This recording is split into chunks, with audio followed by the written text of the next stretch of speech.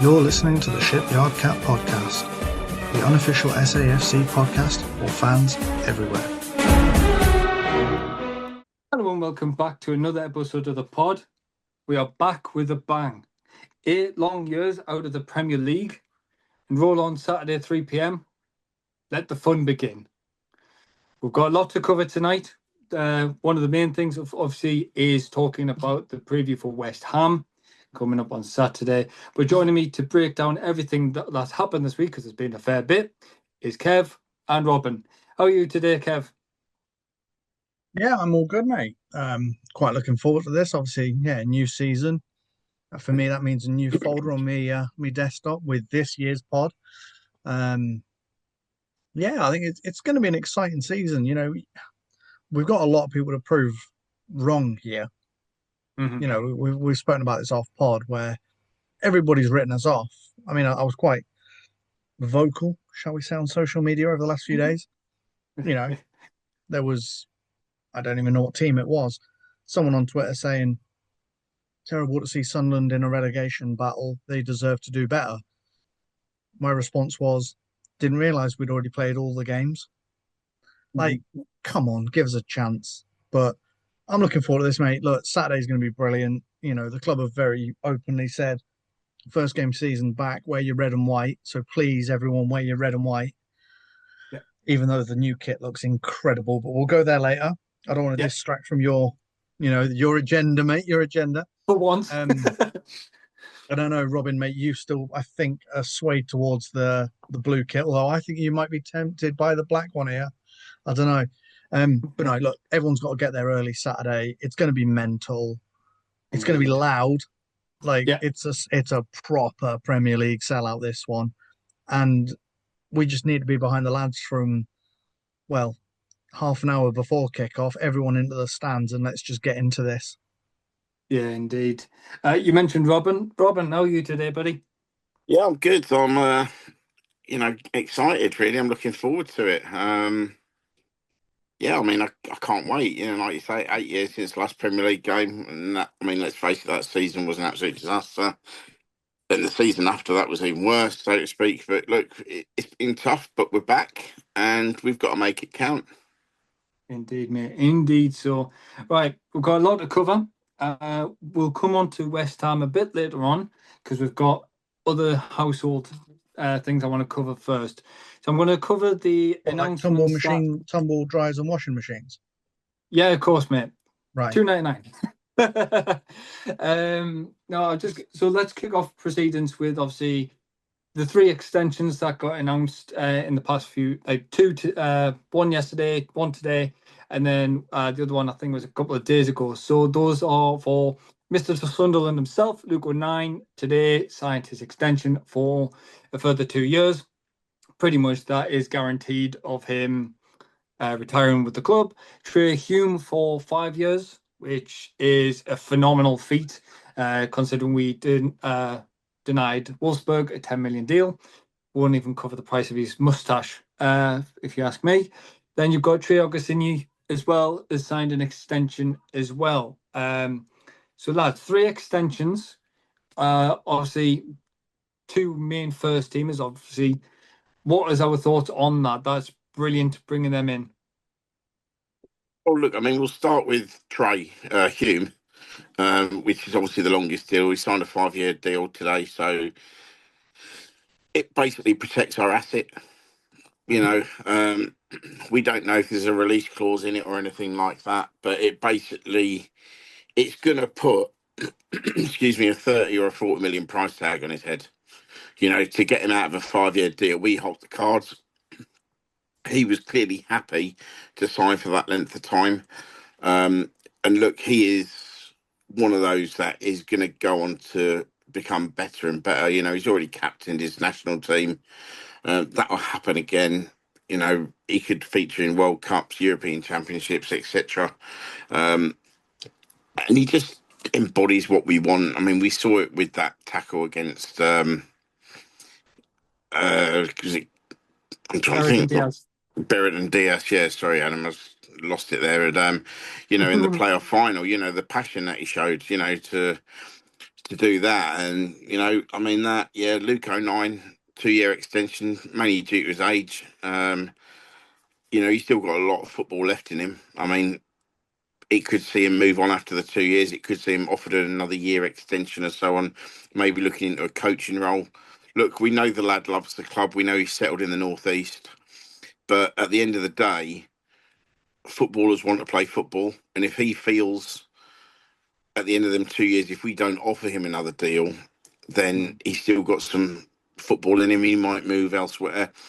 It would be sad to see, with someone that's joined us in League One, 7 years ago and been there in the difficult times, to then, go up via the playoffs twice. Absolutely, amazing. So, yeah, he deserves that extension. I mean, everyone will know, listening to this, that I've had my doubts over him, but look, he continues to prove me wrong. And, yeah, people love him. I understand why. And then, obviously, just before I let Kev jump in as well, obviously, Trey Samuel Ogunsui, 3 years on his deal. Again, he's a young lad. He's not sort of broke through the first team yet. He's been in and around it. Obviously, featured a bit in pre-season coming in. But again, it sort of ties him down so that if he does start showing potential, unlike with the likes of Josh Madger, that was in his final year, his deal, when he broke through, we're protecting ourselves again. It's good business by the club. Obviously, Hume and O'Nien have probably got, hefty increases now they're Premier League footballers. And I think, obviously, Ogunsui has probably gone from a basic minimum academy type player to actual decent professional terms. It's not going to be breaking the banks. It's still going to be better than everyone listening to this pod earns a week. But it just protects the club, really, and I'm over the moon with the three of them. Really well put, to be honest, Robin. I mean, look, I agree. I think all three of those players did deserve extensions, or at least some sort of recognition for their contributions. You got to think with Luke, on the club side, this one's a 2-year deal with a 1-year extension option for us and for him. So I think what Robin said there, he might think after 2 years, like, I'm 32, nearly 33. Am I done? How's his injuries going to be? You got to think he's one of those players. He gets everywhere and he'll throw himself at everything, but he's also potentially likely to put himself into more risk of injuries, physical ones. So, yeah, it's one of those. He could well be one of those defenders, that midfielders, whatever you want to call him, that calls it a day at 33, 34 and says, right, I'm off to do coaching. We already know he's got his own academy, the Inner Game Academy and stuff, and he does a lot of things with younger football, or youth football even. So it's one of those, and I agree with what Robin said. With the Hume deal, that for me is the club protecting themselves for the asset. Personally, I think the rumours at the start of the week of Club Wolfsburg coming in and being 10 million on the table, I don't think that was anything. I think that was probably his deal's been renewed. Let's throw some rumours in the mix just to see if we can stir anything up and gain some clicks. At the moment, Sunderland social media is hot property because of how many players we've brought in. There'll be a lot of low-end outlets that are looking to find a little nibble to try and gain some followers, to gain some momentum, to gain some retweets. Now, I'm not here to call anyone out, but there was a Sunderland account a couple of days ago, changed the profile photo to Fabrizio Romano, did a here we go, and Sunderland fans fell over on it. It went all over Facebook, Twitter, TikTok. Everyone fell for it. Yeah. So it's rife at the moment. It's one of those where I think the Hume thing was purely someone, probably a German outlet, thinking if I say Wolfsburg are interested, I'm going to get a load of German, Bundesliga fans jump on my page to follow me to see what else I can hit. And Sunderland went, no, I'm good, thanks. It was quite funny. There's a few Sunderland fans saying, oh, Hume wouldn't get a new contract. He'll run this one out. And here he is, committed to 2030. I mean, that is a long time. When you think he joined us in 22, so he's been with us 3 years. Yeah. if he gets all the way to the end of this contract, assuming we don't go for another extension near the sort of 3-year mark, he will become another one of those players that's what I would call a long-serving player, which is quite rare in these days. I mean, you've got players that sign 5-year contracts and after 2 years go on strike. It happens, so yeah, I'm buzzing that we've got them two over the line. And look, for young Trey, what's he going to do? Probably get put out on loan now or get used or kept on side for when we go for things like the Cups. They're not going to want to risk the first team in the Cup. Their focus this year will be the Premier League. Yeah, 100%. I'm likewise both agreement with you both. I think 09's contract extension of 2 years effectively just speaks for itself, really. He's the longest serving player for us now. And once again, he's pretty much nailed on what he said from the beginning. I am part of this team and I'm going nowhere. I'm happy here. My family's here. Everything else here. And the same with Trey Hume. I think that's the thing with him. The young lad coming over from Northern Ireland to make a point, came over, proved his point in League One, did it in the Championship last season, rewarded with a big contract. As you guys mentioned, it obviously we've said there 5 years is a big thing for a contract extension to be signed on the dot. And to me, I'm over the moon, and I just can't wait to see Trey Hume-esque tackles in the Premier League wiping out people. So that'll be good to see. You did mention obviously people coming in through the door because we have been a bit of hot property. Let's move on to that. Get our thoughts on that quickly. So obviously the confirmation of Alderete got confirmed this week. So he's came over. I know Sky and everybody else is saying it's an undisclosed fee. As far as I'm aware, it's about 12 to 13 million pound, 15 million euros. Obviously, it's got an add-on in there, I think, of a clause of $1 million. Obviously, Robin, you can probably correct me if I'm wrong. And then further on there, we did announce a new assistant coach as well for set pieces, which is James Brain. He's got a wealth of experience in the leagues as well, has had Premier League experience, but I know he was most recently at Charlton Athletic, his last post. But once again, lads, that's another quality signing in, and nice to see a bit of backroom staff coming in to help us with those set pieces and fine-tune a few things that we couldn't really muster well last season. Yeah, I mean, the set pieces now, it's a big thing. I think it's right to have a set piece coach come in. Obviously, we'd lost Pedro Ribeiro earlier on in the window. He wanted to pursue his own career as a head coach, which was fair enough. Yeah, I mean, it's great. I think Alderete is going to be an important player for us. Like we say, he's, team of the season in La Liga, which is phenomenal. We just hope that he gets that and he hits the ground running, so to speak. I mean, obviously, we don't know really how much pre-season some of these lads have had. Him and Masuaku, which are coming in late on, so to speak. Will they feature this weekend? It's anyone's guess, really. It depends where they are on the level. I'm confident with what I saw against Augsburg, that even if they're not ready, I think, the back four of Hume, Ballard, Silt and Renildo will do a job for us anyway. Yeah, I mean, it's good. We're moving in the right direction. And obviously, as Kevin said earlier on, I mean, I don't want to jump in here too much with the predictions and stuff. I mean, there are actually a couple of people saying that we're going to be the team that bucks the trend and survives this year.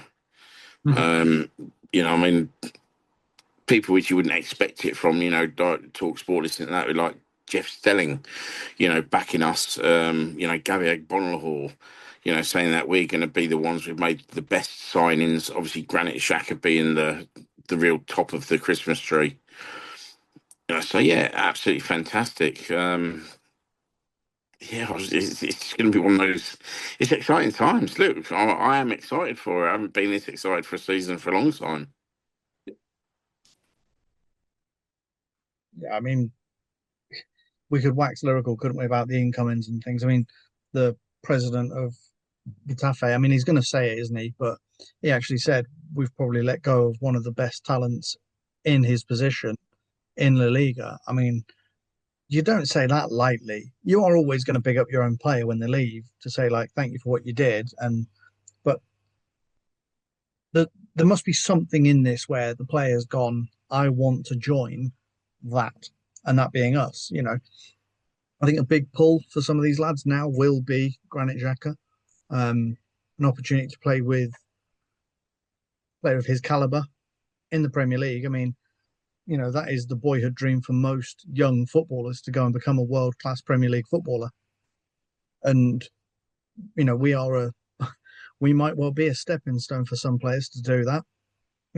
Some players like Talbi and Siddiqui and Adringa, they might all use us for a few years and move on. But I think what we need to understand is they've been brought into this club this year with the main objective of establishing ourselves in the Premier League, so that when the three come up next year, they're the ones that are going to have to be fighting to not go back down, because we'll already be somewhere above them. That's the big objective, is to be one of those clubs that doesn't start the yo-yo. Yeah, indeed. Yeah, it's good. That's the thing for me, is we've got a president set now, and I know, Robin, you've just briefly touched on. I know we're not touching predictions just yet, but I think that's the thing. A lot of people are backing us. Yes, obviously you're going to still have your doubters that'll be like, oh no, the three that have gone up will automatically get relegated. It's not always a guarantee, and don't mean this horribly to the last three teams that went up. Sorry, that went down. If you look at the Southampton didn't really spend last time when they went up. I know, obviously, likes of Leicester did spend, but I think to them they didn't have a cohesion. If you look at some of their games last season, it was just the way the nature of the apple went. And I generally think we've got a chance this year, that we've got a decent core. We've got a manager that wants to back us and push us through. And the team's morale is massively high there. I'm going to touch on the shirt now. And the reason why I want to bring that up straight away within this talk of cohesion and how the ethos is there, is you look at the press day that just happened, I think, a couple of days ago. The fact being Luke and who else was it? I think it was Siddiqui, was going up to Granit Xhaka and winding him up, going, "Oh, you've got such a beautiful jawline," and stuff like that. And Xhaka was just like, "You know what? Come here, just get a selfie with me. It's fine. I know I'm a big name." And it's just the fact being that you still look at Xhaka and like, we got Xhaka, and these lads are like, ah. But talking about shirts, obviously, we both love the blue one.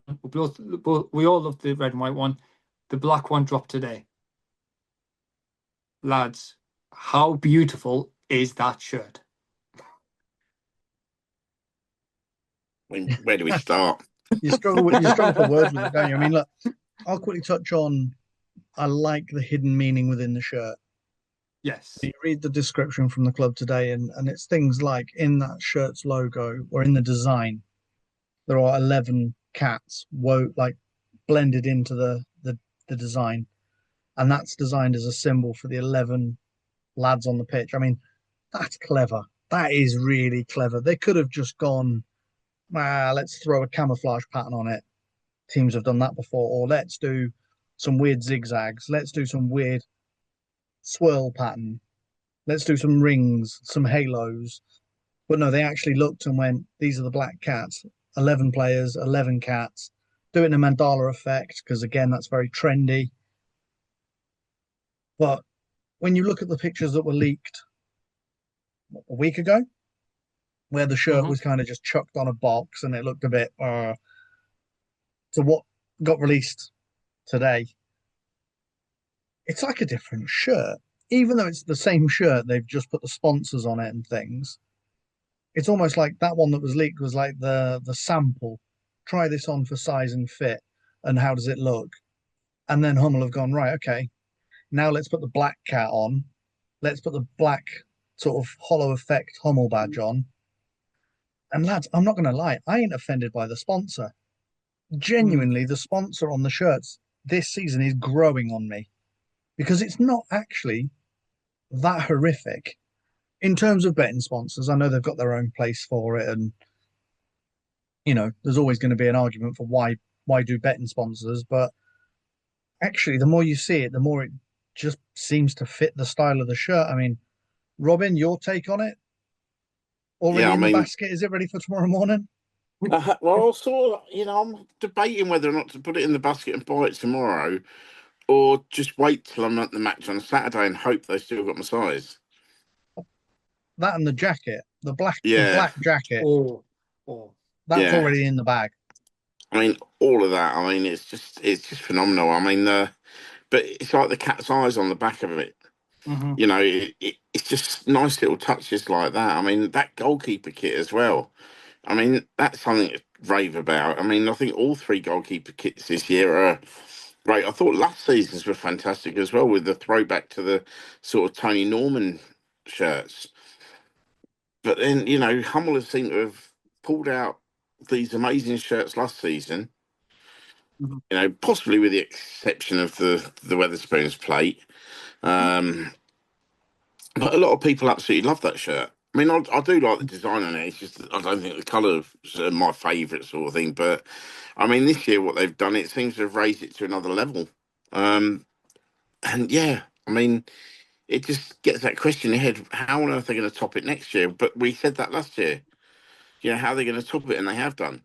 They're just pulling out great design. I mean, for whose ever idea it was to get Hummel back on board as kit designer and supplier is stroke of genius, absolute If stroke I'm of genius, because they're not boring template kits. These are kits which are specifically designed for us, which nobody else will have.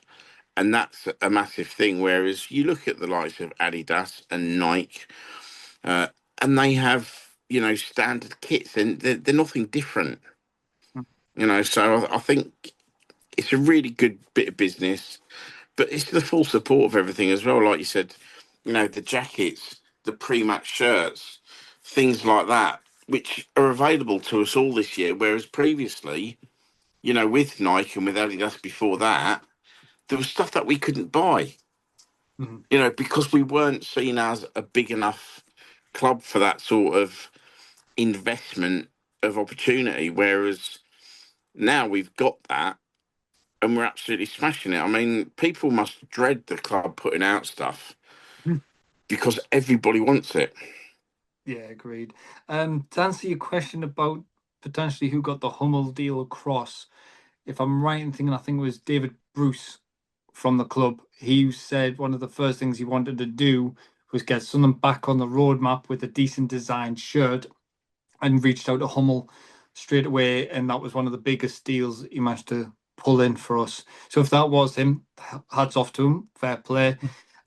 Just one last thing on to the shirt, because it's already in my basket, ready to press buy tomorrow morning. So that's me, got all three shirts again. But on the back of that is Patrick. I don't know if you two have seen, Patrick have released the retro shirt that we had with the Turbog sponsor on. They've released that retro, the blue and yellow one. The yellow one did sell out within minutes, which the retro company that's done it were blown away. And I think the blue one has probably sold out now as well. So unfortunately, Robin, I don't think we'll get them again. To be honest, I wasn't even aware of that. I've been a bit head down at work and stuff and not seen anything. But yeah, so they got announced, I think, start of the week. But once again, it's a retro design. Everyone loves the retro stuff at the minute, so probably is why they have flown out. Right, moving on to coming this weekend. The big announcement that was done was Granit Xhaka as captain. All three of us knew it was going to be the case anyway, but still, that's a statement of intent from the club to go with your wealth of experience in the Premier League. Bang, there you go. Hopefully, this doesn't make Dan Neil feel upset or anything like that in regards to the selection of Granit Xhaka. But to me, personally speaking, I would have taken Granit Xhaka as captain any day over majority of the club without sounding rude. If we hadn't gathered, Adam's a bit of a fangirl of Xhaka. Just Look, a smidge. It's difficult, isn't it? Look, he's been brought in for his leadership capabilities. He captained Arsenal. He was the captain at Leverkusen. He's got that willing mentality. He's come here. Let's be honest. He's stepped sideways to come back to the Premier League. He could have stayed at Leverkusen, probably pushed for, well, maybe not with Ten Hag, but would have possibly, competed in the league quite well, European football, and he's come to us. I personally think he was probably brought in and already been told it was going to happen. But then, like you say, Regis has, even come out and said he'd watched 10 minutes of football with Granite on the training ground and went, yeah, okay, it's done. Like, that shows you there's something in there that instantly he must have just got the squad and glued it together. And because as a captain and as a leader, you've got to be able to manage the squad. When you're on that pitch, you have got to manage the team. The manager is managing the game and you're managing the lads on the pitch. So he's got to have seen something in those pre-season games that's got it done. And with the side that you were saying about with Dan Neil, for me, that conversation's got to have been had with Dan. Xhaka's come in. He is going to be captain this year. Stay, ride this out. You can learn so much from him. And moving forward, it wouldn't be surprised if we tomorrow might see a Dan Neil announcement of an extension. It'll probably be a 2 or 3 year one. So that'll be the way of the club saying, look, okay, you've lost your armband, but you're behind Granit Xhaka. Like, come on. If Granit gets suspended, which is going to happen, that spot's yours. I think as well, he's more vocal as well, isn't he, than Dan Neil? That's not a shade on Dan, but he is more vocal and he will shout everywhere. Same as Robin Roofs, which Robin alluded to in Augsburg. Like, you could hear Roofs mile it off compared to Pados shouting and stuff like that normally. No, 100%. I mean, Robin, your take on it? Yeah, I mean, to me, obviously, Xhaka is a natural leader. I think at times, we saw Daniel not really, as vocal as what he should have been. Sometimes he was, sometimes he wasn't. Personally, I think it's probably a good thing for Dan. I think it takes the pressure off him so he can just play his game without any of the responsibility. That's like you said, I mean, look, if Xhaka's fit, he's the first name on the team sheet. It's that simple. That's why you put your leader there. You talk about leadership roles within football. And yeah, I mean, he's got bags of experience. He's there to do a job, and he will do a job. But I say it takes the pressure off Daniel, because Daniel's going from last year to the first year of his captaincy in the Championship, and all of a sudden going into the Premier League in his second year, and it's like, hang on a minute. We have got a new squad because the amount of players we've brought in. Obviously the cohesion is there to be worked on. That's what the pre-season's for. We've been looking quite good in certain games. I was impressed immensely with what I saw in Augsburg. And I just think it just lets Dan concentrate on his football without having to worry about anything else. I do agree. I think we might see a Dan Neil extension. I think it might be nearer 4 years, than 2. I think a 2-year deal to him is quite insulting. I think, he's one of those, he's same as Trey Hume, where you need to protect him. He's an asset with the PSR. He's homegrown, he hasn't cost us anything, so it's pure profit if he was to be sold. So, you again, you protect your asset that you have there by giving him a long-term deal. So if anyone does want him, they're going to have to pay the money for him. The worst case we want is him to, not sign it and walk out the door. I mean, it all depends on how he's doing, because obviously he's going to want to be playing football as well. But it is going to be a squad game. We're going to have that squad of players. But also as well, I mean, Dan Neil's capable of playing anywhere in that midfield. He can play that bit higher up. We've seen that. He can play defensively. Depends on what formations we go for as well. If we're playing, a 3-5-2 or a 4-4-2 or a 4-3-3 and etc., where he can fit in different positions. Mm-hmm. You know, and I think if he's then only has to concentrate on his football than worrying about other things, it does make him a little bit more versatile for us as a player. You know, we've seen it with Luke O'Nien where he's moved around. You know, he was captain as well, you know, before Dan. But he's versatile and can move around the pitch. And if you've got the captaincy on top of it, it's just adding more pressure. Yeah. So I just think it's a real smart thing to do. You know, you give it to the man who's led. I mean, Kev missed out. He's also the captain of the Swiss national team. Mm-hmm. You know, and you know, it's not just Premier League and Bundesliga experience as a captain. He's got international experience as a captain. So yeah, I think that little bit older, calmer head, you know, that persona about him, it will help the other younger players grow. And it gives Dan Neil an absolute superb role model. You know, we were talking, you know, last season things about maybe Jordan Henderson coming back to play as that role model. Obviously, you know, we didn't want him. I think we've got a far better player, 3 years younger, you know, in what we've done.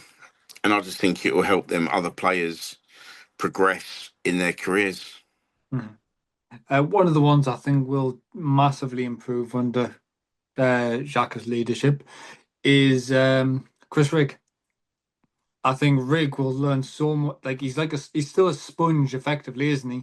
In his footballing career, he'll just absorb so much from Xhaka, and I think that'll just explode Riggy's career to great heights. Obviously, let's move on to the big topic, which we're all here for, is West Ham. That's rolling Oh, around. I thought it was going to be the stadium getting repainted and tidied up.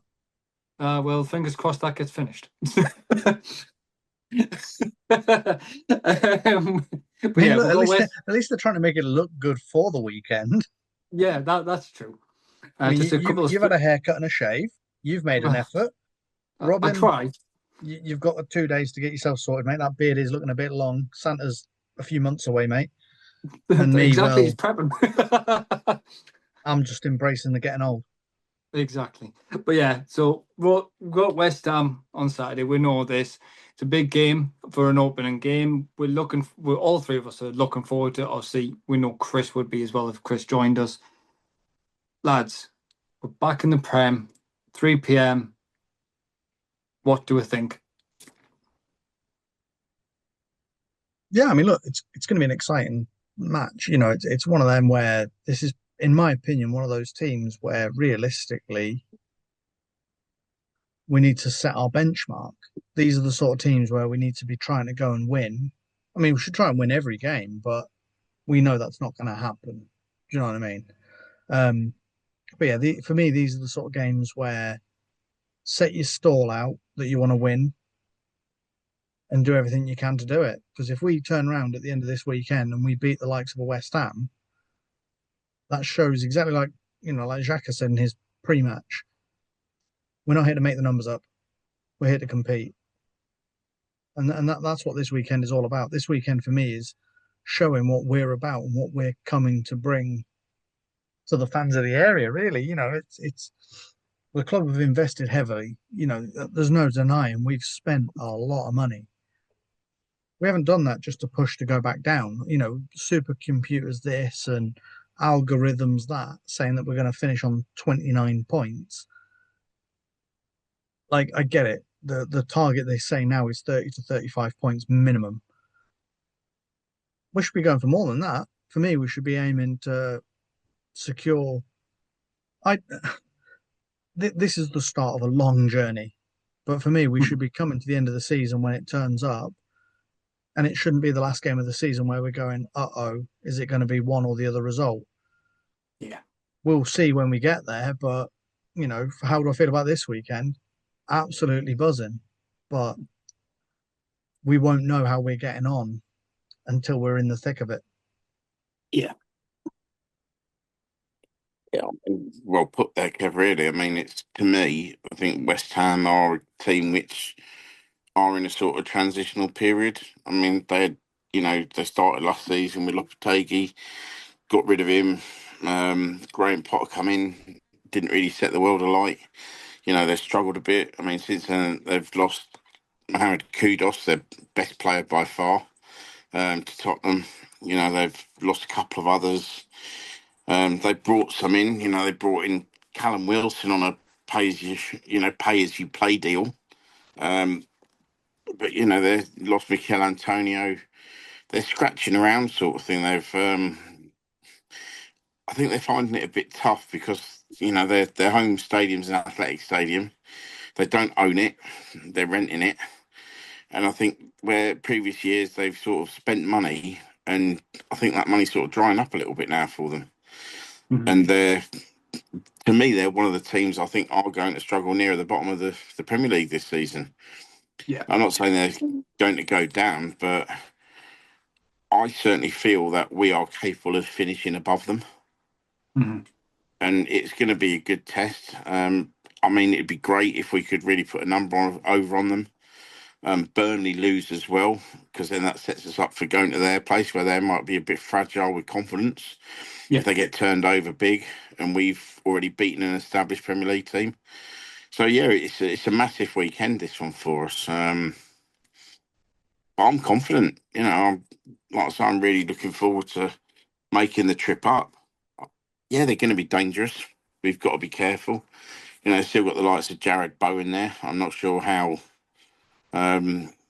fit he is or anything like that. I mean, they've got Paquetá, but by all accounts, they're the way they've been playing. Their main people are like Ward Prowse and stuff, which are really their legs have gone. They're sort of they're an aging team now, and I think they're really really going to struggle. But I mean, it's about us, and I'm confident with what we've got. Mm. With a couple more additions, still, I do think we'll bring a striker in. Will we bring another defender in?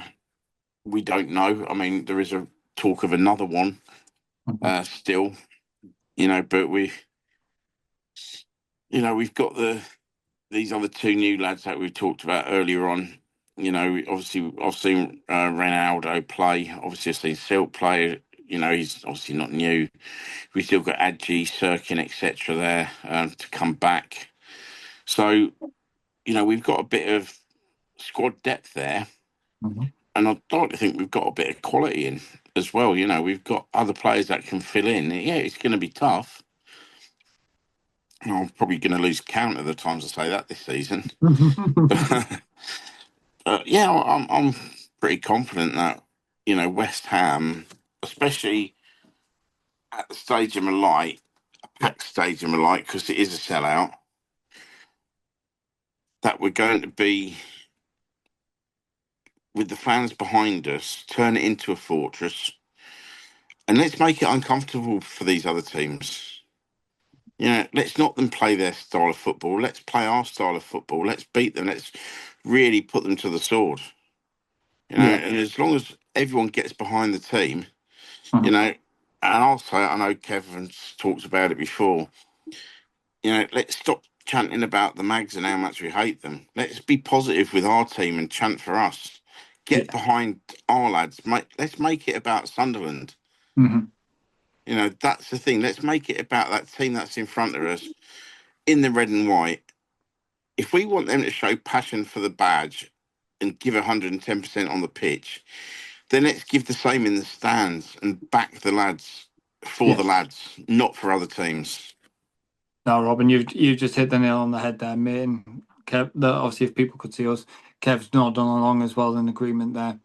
I'm in agreement with you, Robin. The danger men pretty much for West Ham that I know that they haven't lost is, as you said, Jared Bowen, Paqueta, and also Ward Prowse, because Ward Prowse we know is deadly from set pieces. Yes, his legs have gone, but he's still a deadly set piece taker. There's no shadow of doubt about that. But generally, I'm up for it as well. I'm very excited. It's going to be obviously first time back in the Prem, as was mentioned before, in 8 years. We just need to make that whole stadium just one voice. We need to drown out any chance of West Ham trying to get any voice or song out by us overpowering them with song from before kickoff, all the way through the game, and then at the end of the game, once hopefully we secure all those 3 points, and then just back the lads, as you said, from all that time. Obviously, speaking of the game itself, we've discussed briefly in other pods, and obviously we've discussed at the start there about potential lineups. Obviously, Robin, you mentioned there, obviously from Augsburg, obviously the back four so far is quite solid of Ronaldo, Sealed, Ballard, and obviously Trey Hume. Regis did mention briefly in his press he wasn't pressed too hard on the question, but he was asked, "What do you think about the other lads that have just recently come in, like Igiu, Aldrete, and obviously Masasuku, whether or not he'll start?" And he said it's too early to tell, but it'll be a last minute call. So obviously, I generally think for Omar, I think Omar may come on as a cameo appearance towards the end of the game, give him some minutes to play, and then I think he'll be ready. And myself and Kevin spoke off pod. I think he'll be more ready for Burnley. That's where I think he'll come in. He'll come straight in for Sealed after the game. But lads, for leading the line, obviously we've heard as you've mentioned there, Robin, a rumour of a striker coming in. It's getting very close before Saturday's game and the deadline for a striker to be signed and ready to hit the ground running. Do we think we're going to get one, say tomorrow, or do we think we're going to just say, right, Mayenda, you deserve it, you start, you are credited for it, go for it, or do you think it'll be like, say, Wilson? Well, I mean, we've got till 12:30, I believe, tomorrow before, if anyone's signed before then, they can come in. The way that we've done transfers, then it might happen. I'm not going to say it's not going to happen. However, we have got 3 to choose from, with obviously Mayenda, Eastdoor, and Mark Guiu. I'm guessing it's probably going to be Eli, purely because he's played in that team more in the pre-season, and Wilson's coming back from a knock. Obviously, we've not seen Mark Guiu yet. We don't know how he is, if there's any slight niggles or anything like that. Look, I expect him to be on the bench. You got to think in the Premier League as well, you're allowed to name 9 substitutions, if I remember correctly. You can still only make 5, but you can name 9. So yeah, the new lads will probably be on the bench. It all depends how we're doing in the game as to whether or not, players are going to want to, or he's going to want to put players in if they're not fully fit. If they're not fully fit, then we leave them. There's no point risking anyone. Yeah, I mean, if we need defensive reinforcements late in the game, you've probably got to think that Aldrete and Masuaku are probably close to fitness. Obviously, didn't see the press this morning, so I don't know if Siddiqui's going to be fit, which obviously then you're looking at possibly Dan Neil, Enzo Lafay or Chris Rigg coming in into that position as well. We're sort of like guessing it's going to be, a Dinger on the left. I personally, even though I really liked what I saw of Towby, I think Roberts should start Premier League. I think to me he's probably a little bit more dangerous at this present time. The only thing that's different is obviously Towby has more pace, but that ball sticks to Roberts' feet, and we know that. And obviously in the Premier League, if you've got a player like that, then you can win free kicks and penalties and stuff. And if we get anything around the edge of the box, Granit Xhaka is going to be testing their keeper. I mean, he hit that great free kick against Augsburg, which cannoned off the bar. But it shows he's capable. It shows it's in his locker. I just hope that they've been practicing penalties this week. So if we do get one, someone can put it in the back of the net.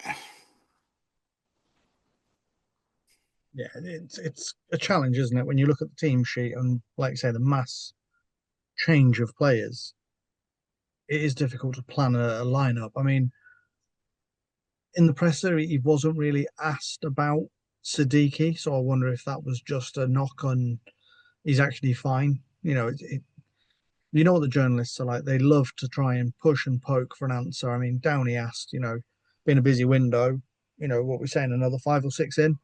Regis just sort of chuckled and laughed. And I think afterwards it's been sort of said that the club are looking to bring in 3 more. So, you're probably looking at a defender, a midfielder, and an attacking option to bolster your squad. But right now, from the team that we've got available, that we know is available, I agree with you, Robin. I think Paddy Roberts would probably be a better shout because he is tricky and he can probably try and draw a few fouls here or there. And also with the likes of Talby, I think there's a massive option here of using them in the 60th minute.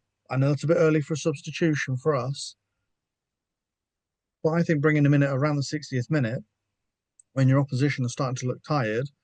I know what you were saying about the likes of Ward-Prowse and stuff having, I wouldn't say legs are gone. That's really not fair. We haven't seen him. He might well have, regenerated in pre-season. Probably not going to have happened, but for me, it's one of those positions where, yeah, you bring on your pacey, tricky players when they're tired and worn out. I've seen a snippet the other day that, Guiu's probably going to be ready from the bench. So's Arthur. I'd be intrigued to see what sort of reception he gets. Because from what I understand, when he left West Ham, in that last season, it got a little bit, they'd had enough. So it'd be interesting to see if he does come on, what he gets. Will he get booed and jeered, or is he going to get a little clap and a well done? I mean, it's one of those things, isn't it? But lineup, I think Maeda starts. I think out of the two strikers, he starts out of him and Wilson. I think Guiu is going to be brought on from the bench. It's interesting. Obviously, he's gained the 9 shirt. We know the squad numbers were confirmed today, but I think a lot of it would have been players are keeping their shirt numbers because kids will have already put numbers on the back of certain shirts. For example, Pat's, it's well documented online that we believe Roofs is going to be the new goalkeeper, the starter. So naturally, you would say he deserves the number 1 shirt. But if you've had your season's kits out for the last 4, 5, 6 weeks, there's already a lot of Patterson 1s out there. So the club don't want a whole issue with that. And it was very similar to Job a couple of seasons ago, wasn't it? When you had people running in on day 1 and putting Bellingham on the back of it. And then Job went, well, actually, it's going to be Job, not Bellingham. Yeah. I know it's the same player in the shirt, but the name's different, isn't it? But I think realistically, yeah, I think Jensen starts. I think he's probably going to be. I think Ronaldo's going to be in the middle with Ballard because he seems to do that a fair bit, but he can play both. So it'll be interesting to see. I think the height of Jensen's probably beneficial to have in the middle, but I don't know. For me, I've watched them play him in both positions. But let's not rule out the likes of Huggins. Huggins is fit and available. So yeah, I mean, it's a proper difficult one, isn't it? Sorry, Kev, just to jump in there. Going on that, obviously West Ham do have Nicholas Füllkrug as well, who's like 6'5". So Jensen Seal in the middle with Ronaldo at left back. I mean, Ronaldo's not small. Or Ronaldo, I should say. He's not small, but I do think with Sealt's height, I think him and Ballard would be the better pairing against the likes of that because, West Ham will throw the ball in the box for Füllkrug to try and win the headers, etc. Whereas I know what you're saying about Huggins being fit. Yeah, he's a great backup for a fullback, but again, he's quite small.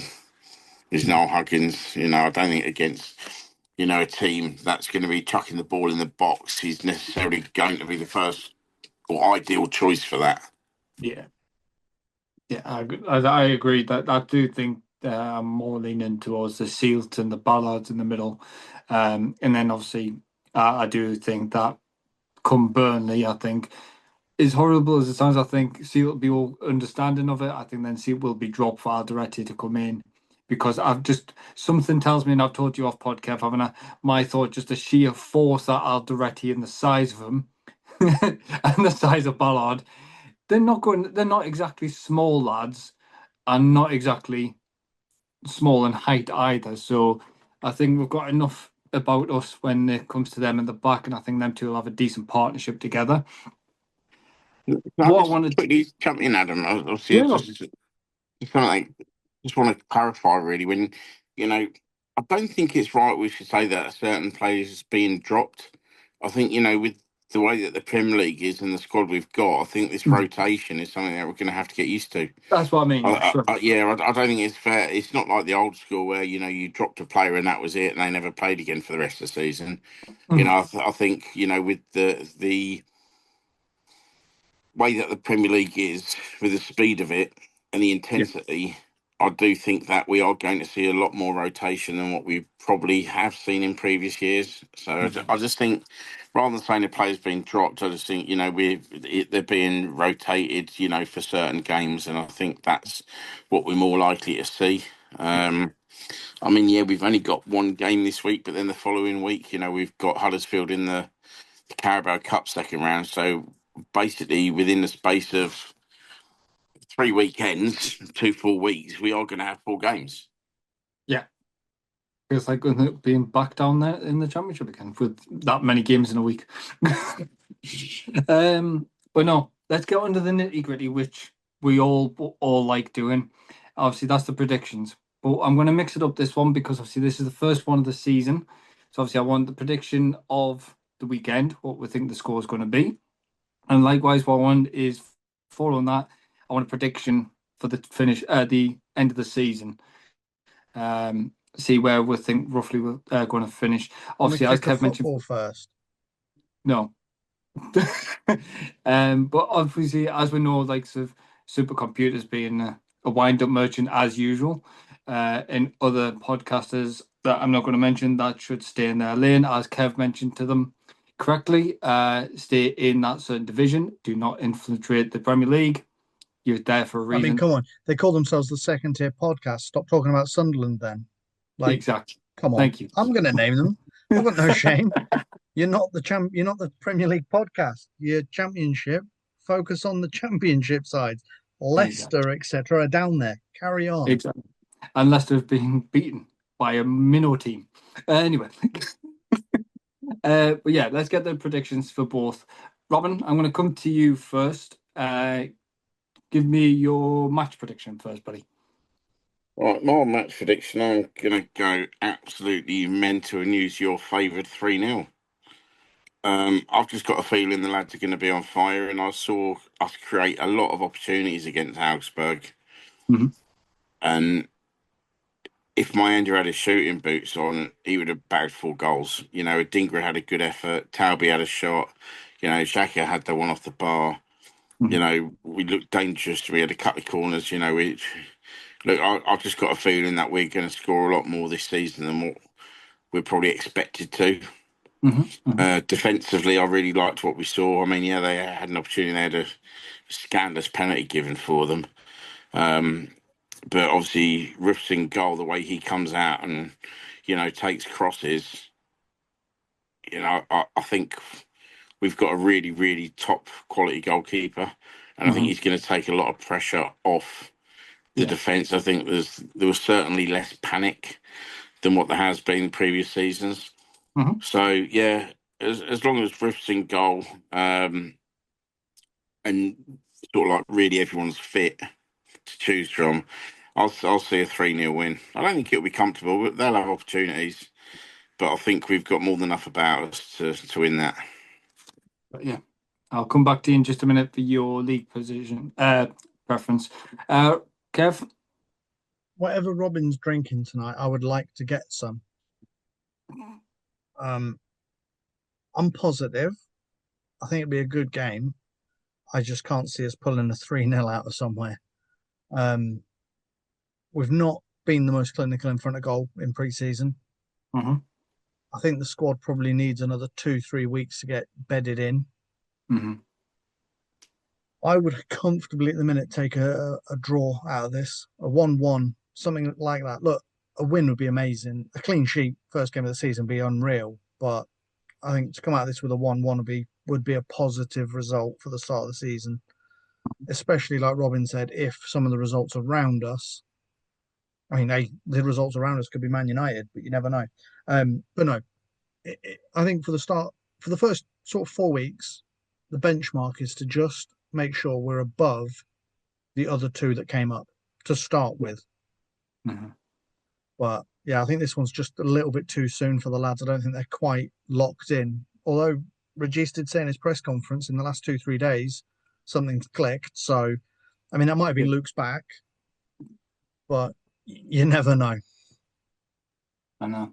Well, whatever Robin must be drinking has passed on to me because I'm gonna stick into my guns of my trademark 3-0. To be fair, I'm in agreement with Robin though that we're coming up, and I think teams of likes of West Ham might be underestimating us, thinking every team that's came up have not won on opening day, and they're probably thinking the same. Oh, we can turn Sunderland over here at their own place, but don't realise what we are here to do, what we're aiming to achieve. I know obviously there's been certain changes within the stadium as well, which we haven't touched on, but that's for another podcast for another day. But yeah, I do find us very confident, and the players we've got, the connections are there, the ethos is there, and the connectivity of the lads is just phenomenal. So 3-0 for me on that front. Going into season, where do we think we're going to finish? Kev, I'm going to come back to you first on this one. I know you'd rather us kick a ball and finish for the first 90 minutes, but come on, hit us with your thoughts. It just goes against everything I've just been talking about. We're trying to predict a season before we've kicked the ball. Yeah, I'm sure it was an Arsenal fan I saw on Twitter that made the comment about us being in a relegation battle before she'd seen us play a game of football. For me, I'd be comfortable sitting 15th at the end of the season, 15th, 16th. There's a team below you before the drop zone, because that way you can shut up all the people that have said, "Oh, you've just scraped survival." Because no matter what narrative, if you're above the drop zone, unless you're 10th, there will be fans that will say you scraped it. Or as I saw on another podcast this week, we're going to cheat our way out of it. We're going to do a Forest by cheating. We're breaking the rules. We're not breaking the rules. We're within our PSR, but yet everyone thinks because we've spent 150, it means we've bent the rules or broke the rules somewhere. But where do I want to finish this season? Look, hey, let's go for Europe. But we haven't kicked the ball yet. Let's not be stupid. As long as we're above the drop zone, and I think have a team sitting 17th and we can sit 16th, that for me is a brilliant result in season one. Yeah. Go on then, Robin.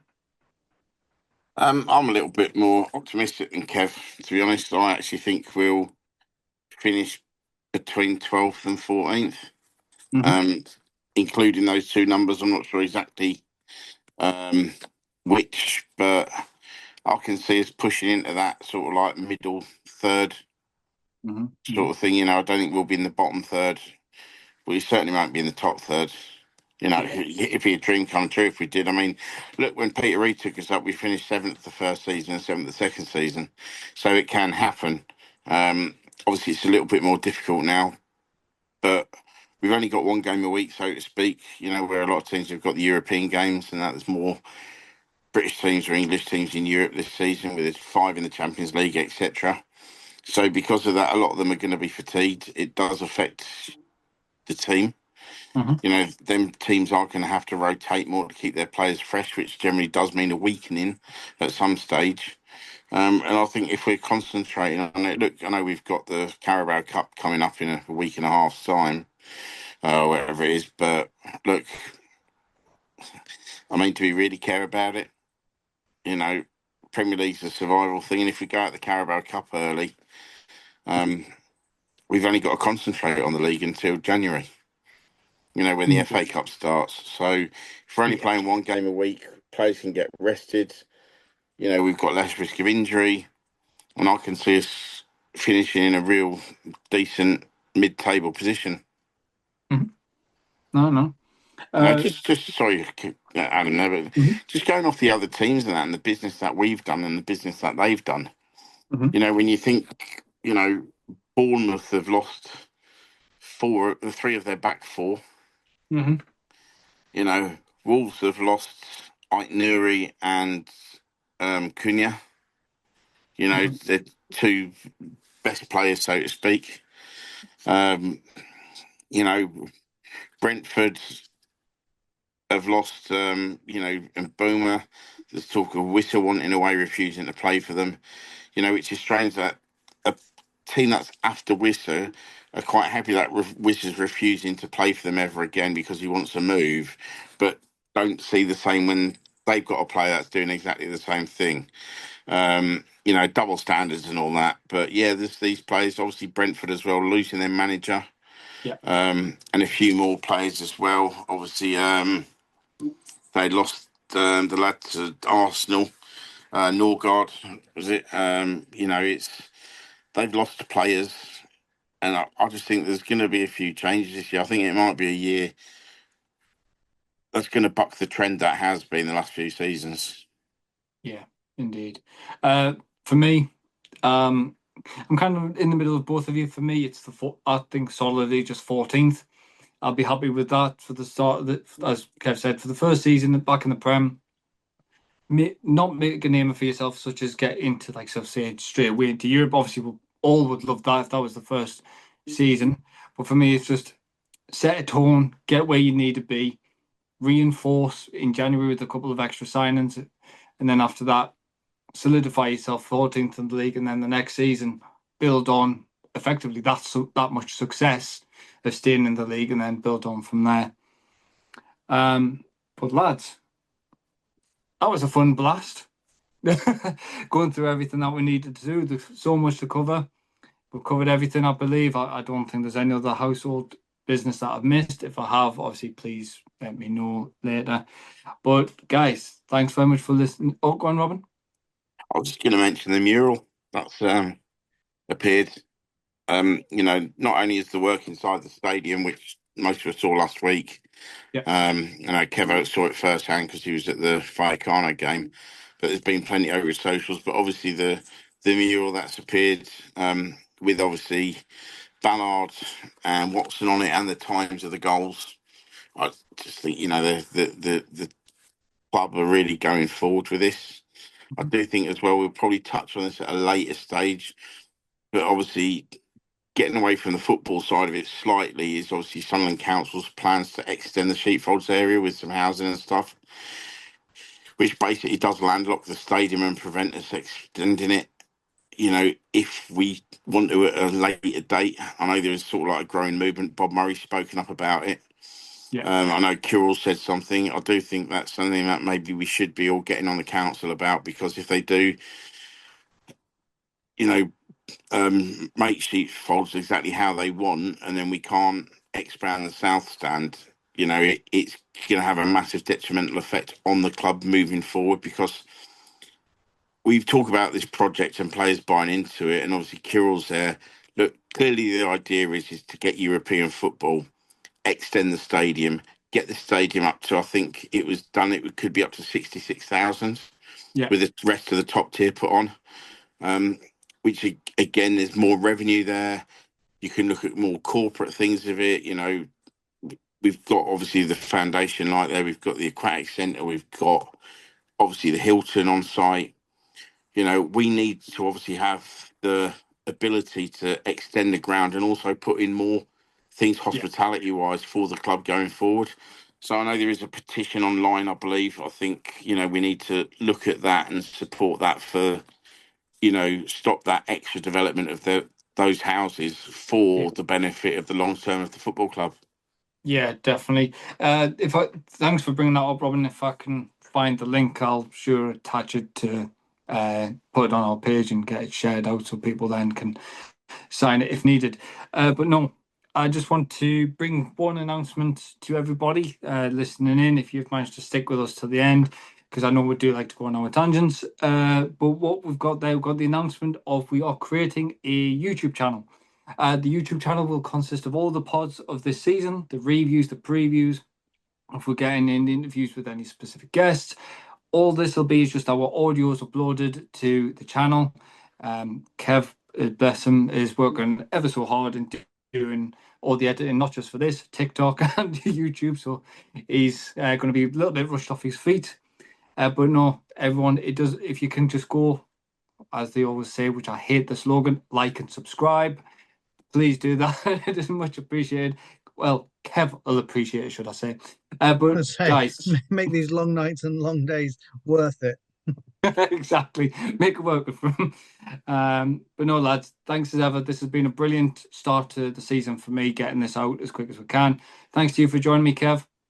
Yeah, look, my pleasure. The only thing I wanted to throw into the mix, because you like cutting us both off, is just for all the fans that are going at the weekend. Just remember, in the 62nd minute, there will be a minute's applause for obviously the sad passing of Donna Weir, one of the stewards that had been with the club for, I think they said something like 20 plus years. She'd also been a host family member for academy kids and youth players and stuff. She's also a steward. So, yeah, 62nd minute, please, everyone, be loud, be proud, give her the send off that she deserves. But thank you for having me, lads. Nice one, Kev. Thank you. And thank you, Robin. Thank you. Obviously, just a quick one as well for those that we may have missed it, but the stadium does open at 1 o'clock, 2 hours before kickoff this week, rather than the usual 90 minutes. Yeah, true. That is true. Because obviously the new ruling is the team sheet gets released an hour and a half as well before the game, which is going to be a nice thing to everyone to see. But no, everyone, thanks for listening in. Lads, pleasure as always. And as ever, we'll see you on the next one.